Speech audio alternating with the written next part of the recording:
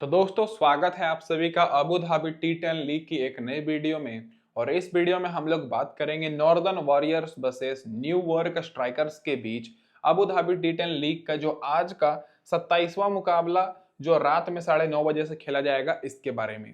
तो दोस्तों दोनों टीम्स का परफॉर्मेंस बहुत खराब है और पिछला मुकाबला हार कर आ रही है।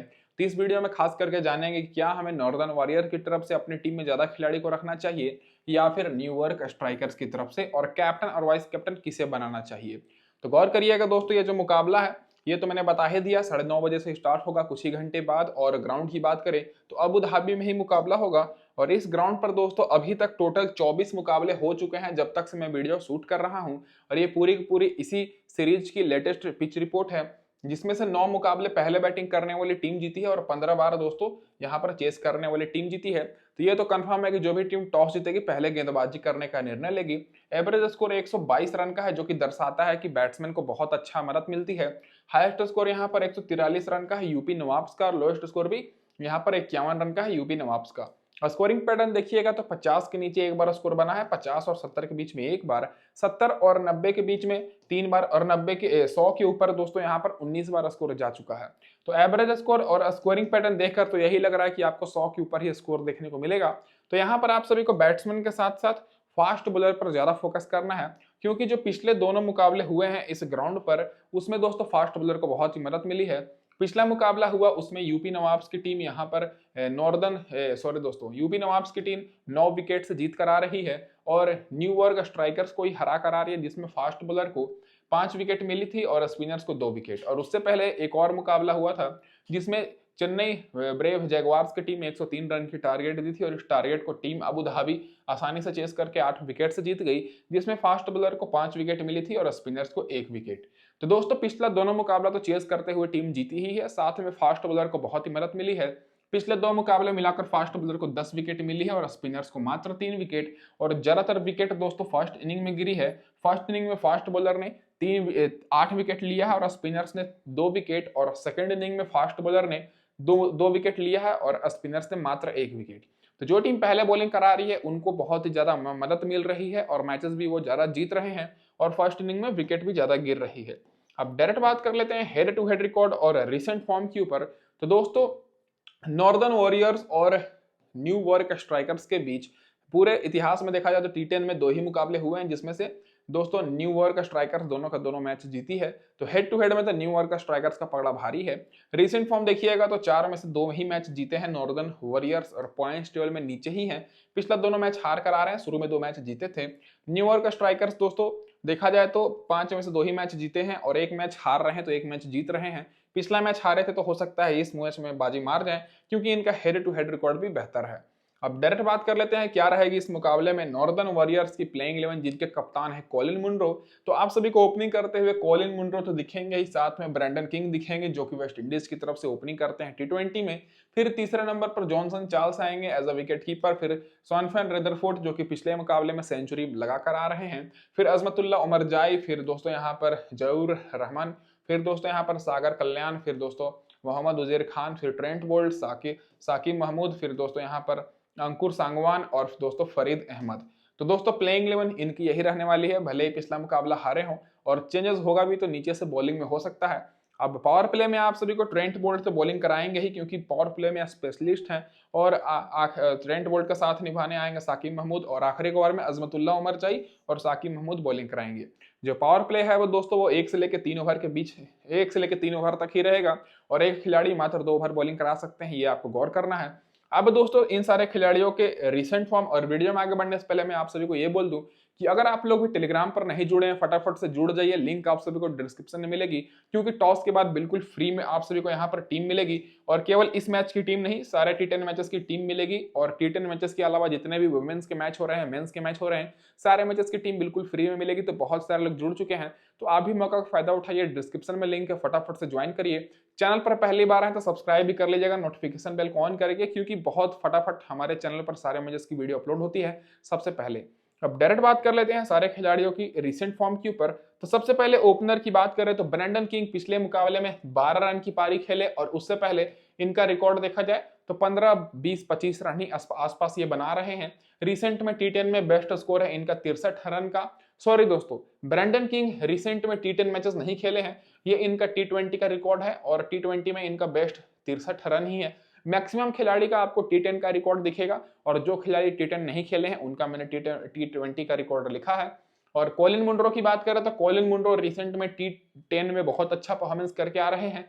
बेस्ट स्कोर है 55 रन का, 32 रन का, 66 रन का और पिछले मैच में भी 59 रन की पारी खेले हैं इसी ग्राउंड पर। तो टॉप ऑर्डर से कॉलिन मुंड्रो सबसे सेफ ऑप्शन रहेंगे। ब्रैंडन किंग को आप लोग रख सकते हैं अगर दोस्तों ब्रैंडन किंग और नॉर्दर्न वॉरियर की टीम टारगेट को चेस करती है, उस समय ब्रैंडन किंग इंपॉर्टेंट रहेंगे।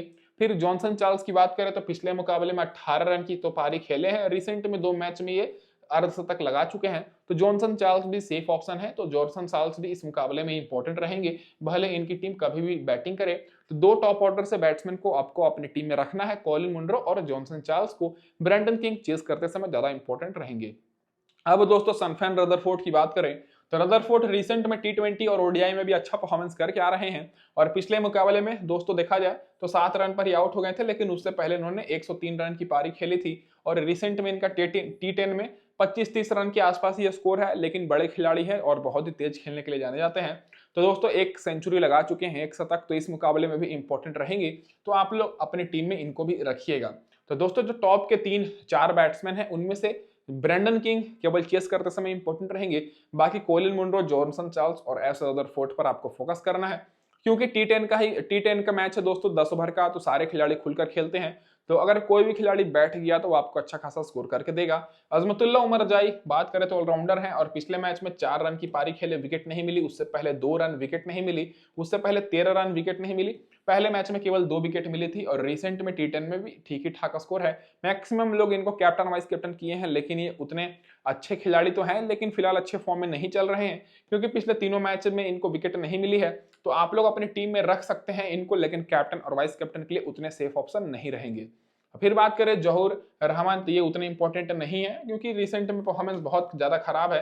बाकी दोस्तों बात कर लें तो पिछले मैच में 4 रन की पारी खेले थे, उससे पहले 2 रन, और इनको दोस्तों देखा जाए तो ये एक तरह से देखा जाए तो इनको उतना मौका भी मिलेगा नहीं। बाकी सागर कल्याण की बात करें तो ये भी उतने इंपॉर्टेंट नहीं है, क्योंकि पिछले दोनों मैचेस में 1-1 रन पर ही आउट हो गए हैं। रिसेंट में इनका परफॉर्मेंस कुछ ज्यादा खास नहीं है, बहुत पहले 2 अर्धशतक लगाए हैं, लेकिन वो कुछ साल पहले का है।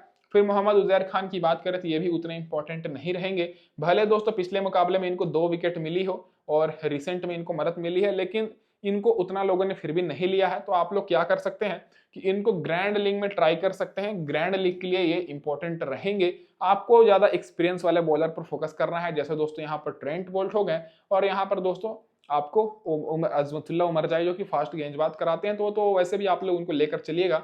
बाकी ट्रेंट बोल्ट सेफ ऑप्शन रहेंगे, क्योंकि शुरू में इनको 2 मैचेस में 2 विकेट मिली थी, भले ही पिछले 2 मैच में विकेट ना मिली हो, लेकिन पावर प्ले में विकेट लेने के लिए जाने जाते हैं। और अगर पहले बॉलिंग करती है दोस्तों नॉर्दर्न वॉरियर की टीम, तो उस समय ये और भी ज्यादा इंपॉर्टेंट रहेंगे।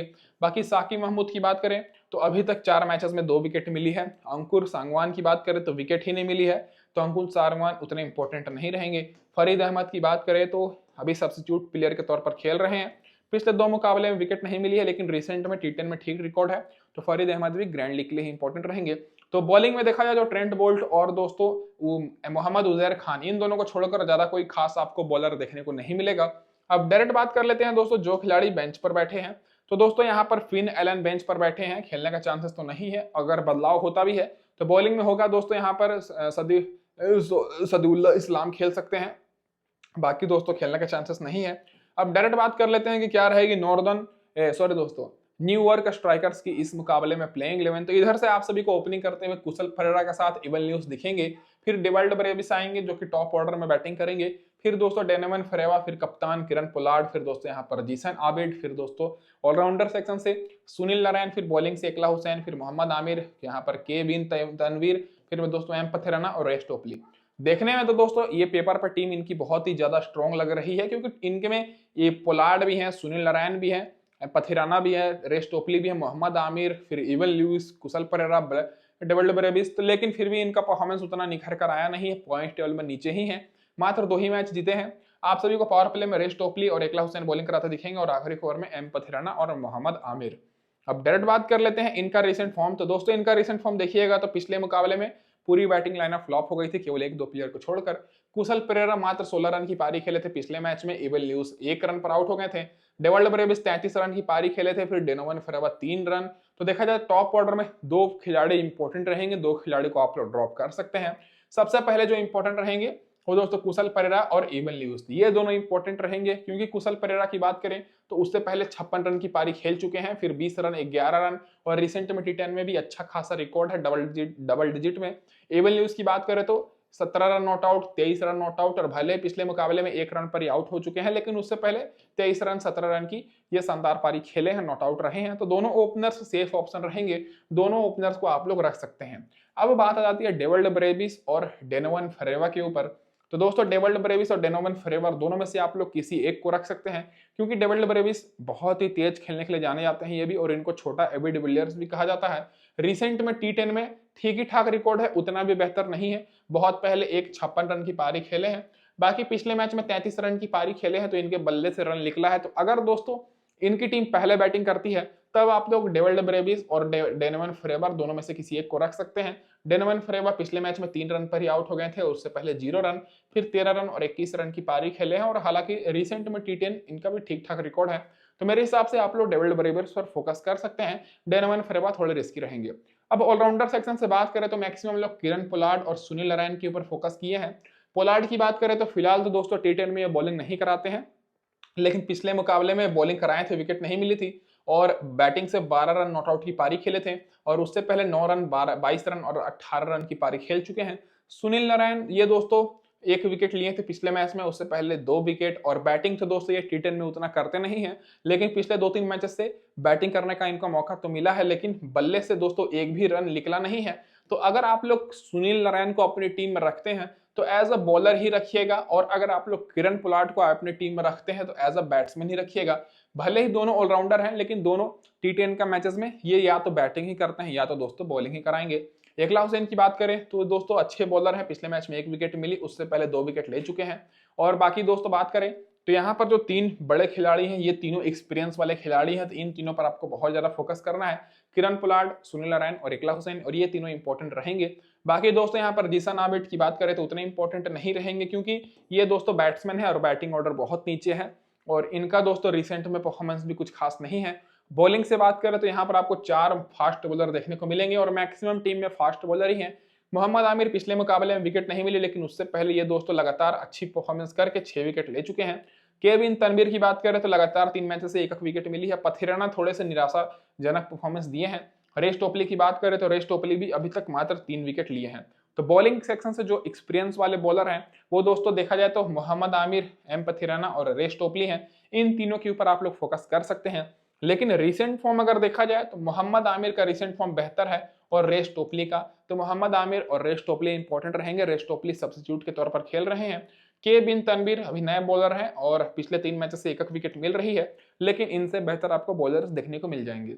अब डायरेक्ट बात कर लेते हैं दोस्तों जो खिलाड़ी बेंच पर बैठे हैं। तो दोस्तों कई सारे खिलाड़ी बेंच पर बैठे हैं, इनमें से अगर कोई भी खिलाड़ी खेलता है तो आप लोग अपडेट कर देंगे मैं टेलीग्राम पर, और आप लोग यहाँ पर देख भी सकते हैं। अब डायरेक्ट बात कर लेते हैं क्या रहेगी हमारी यहाँ पर टीम कॉम्बिनेशन। तो दोस्तों हमेशा की तरह 2 प्रकार से टीम रहेगी। पहली टीम स्मॉल लीग के लिए रहेगी और दूसरी टीम हमारी ग्रैंड लीग की, और फाइनल टीम आप सभी को टेलीग्राम पर मिलेगी। तो अभी तक नहीं जुड़े हैं तो लिंक आप सभी को टेलीग्राम चैनल का डिस्क्रिप्शन में मिल जाएगा, फटाफट से दोस्तों जुड़ जाइए। पहले टीम की बात करें तो यहाँ पर मैंने स्मॉल लीग के हिसाब से टीम बनाई है। कैप्टन मैंने जॉनसन चार्ल्स को रखा है, वाइस कैप्टन सुनील नारायण को। जॉनसन चार्ल्स अभी अच्छे फॉर्म में भी है, विकेट कीपिंग से भी पॉइंट देंगे। विकेट कीपर से मैंने कुशल पेरेरा को भी रखा है। बाकी दोस्तों रदरफोर्ड, कॉलिन मुनरो, एबल न्यूज, डेवल्ड ब्रेविस को मैंने लिया है, और यहाँ पर सुनील नारायण, अजमतुल्ला उमर जाई, मोहम्मद आमिर, ट्रेंट बोल्ट और ए हुसैन। ना ही मैंने पोलार्ड को लिया है, ना ही मैंने सुनील नारायण को, क्योंकि सुनील नारायण को आप लोग ले सकते हैं डेवल्ड ब्रेविस की जगह पर, आपके पास ऑप्शन है, लेकिन फिर भी मैंने कुछ खिलाड़ी को मैंने यहाँ पर ऐसे लिया है जिनको उतना लोगों ने नहीं लिया है। जैसे बात कर लेते हैं तो सॉरी दोस्तों, सुनील नारायण को मैंने लिया है, पोलार्ड को मैंने नहीं लिया है। तो अगर आप लोग पोलार्ड को लेना चाहते हैं तो पोलार्ड को डेवल्ड ब्रेविस की जगह पर ले सकते हैं। सुनील नारायण तो हमारे वाइस कैप्टन है ही। बाकी दोस्तों ये पूरी हमारी स्मॉल लीग की टीम रहेगी। 6 खिलाड़ी मैंने लिया है न्यूयॉर्क स्ट्राइकर्स की तरफ से, और नॉर्दर्न वॉरियर की तरफ से हमारे 5 खिलाड़ी। अब बात कर लेते हैं दूसरी टीम जो कि हमारी ग्रैंड लीग की टीम रहेगी। एक बार फिर से मैं यहाँ पर कप्तान एस रदरफोर्ड को किया हूँ, वाइस कैप्टन एबल न्यूज को, क्योंकि अगर चलेंगे तो बहुत दूर तक चलेंगे, नहीं तो जल्दी आउट हो जाएंगे। उसी बेसिस पर मैंने इनको कैप्टन वाइस कैप्टन किया है। कोलिन मुंड्रो, ब्रेंडन किंग को मैंने लिया है, कुशल परेरा, जॉनसन चार्ल्स हमारे वही रहेंगे। 2 ऑलराउंडर को मैंने लिया है। बाकी हमारे बॉलर में भी दोस्तों यहाँ पर के बिन तनवीर को मैंने लिया है, ट्रेंट बोल्ट और मोहम्मद आमिर हमारे वही रहेंगे। तो ये होगी दोस्तों यहाँ पर हमारी ग्रैंड लीग की टीम, वो हो गई हमारी स्मॉल लीग की टीम। ज्यादा मैं वीडियो लंबी नहीं करना चाह रहा हूँ, इसलिए दोस्तों फटाक से मैं वीडियो खत्म कर रहा हूँ। और टेलीग्राम पर आप सभी लोग जुड़ जाइएगा, डिस्क्रिप्शन में लिंक है। धन्यवाद दोस्तों आप सभी का वीडियो देखने के लिए।